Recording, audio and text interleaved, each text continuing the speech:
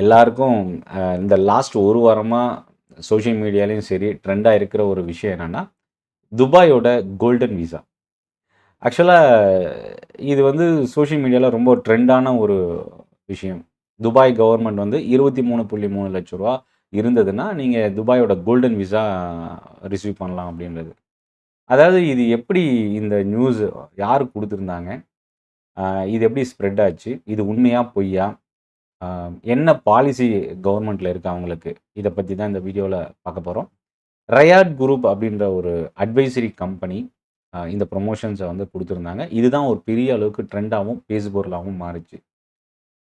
ஐசிபின்றவங்க வந்து government body, இந்த visa process பண்ணக்கூடிய கவர்மெண்ட் பாடி. இவங்க இந்த ரயாட் குரூப் கொடுத்துருந்த நியூஸ் என்ன நியூஸ் கொடுத்துருந்தாங்க, சர்டன் ஒரு சில கண்ட்ரியில் இருக்கிறவங்களுக்கு சிம்பிளிஃபைட் கண்டிஷனோட life time golden visa offer பண்ணுறதுக்கான ஒரு நியூஸ் அப்படின்றத இந்த நியூஸை தான் மறுத்து ஐசிபி வந்து நியூஸ் வெளியிட்டிருக்கிறாங்க.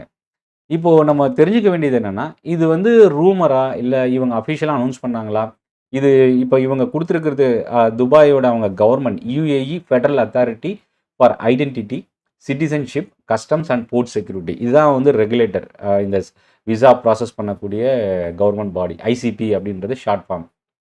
இவங்க என்ன சொல்லியிருக்கிறாங்க அப்படின்னா, இந்த கம்பெனி கவர்மெண்ட்டோட இன்டர்னல் ஆர் எக்ஸ்டர்னல் பாடி இல்லை, அட்வைசரி பாடி இல்லை, இந்த கம்பெனி மேலே ஆக்ஷன் எடுப்போம் அப்படின்றதையும் மென்ஷன் பண்ணியிருக்கிறாங்க. இந்த செய்தி ஒரு தவறான செய்தி அப்படின்றத கொடுத்துருக்குறாங்க. அடுத்தது எலிஜிபிலிட்டி. உண்மையிலே இந்த விசா வாங்குறதுக்கான எலிஜிபிலிட்டி இப்போ என்ன இருக்குது?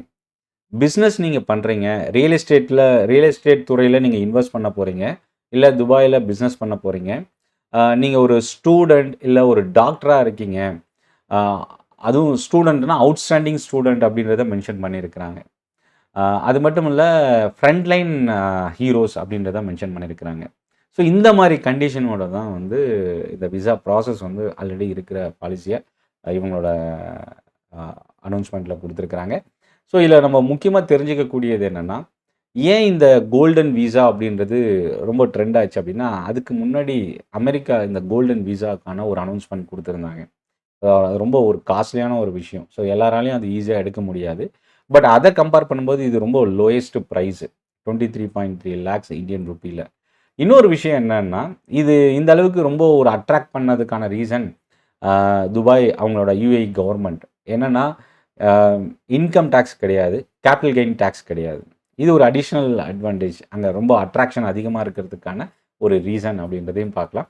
ஸோ எந்த செய்தி சோஷியல் மீடியாலேயோ இல்லை எங்கே நீங்கள் தெரிஞ்சுக்கிட்டாலும் அதை வெரிஃபை பண்ணுறது நல்லது. இந்த செய்தி உங்களுக்கு யூஸ்ஃபுல்லாக இருக்கும்னு நினைக்கிறேன். இது ஒரு அவேர்னஸ்க்கான ஒரு நியூஸ் மட்டுமே. இந்த வீடியோ பற்றின உங்களோட ஃபீட்பேக் கமெண்ட்டில் நீங்கள் போஸ்ட் பண்ணுங்கள். நன்றி, வணக்கம்.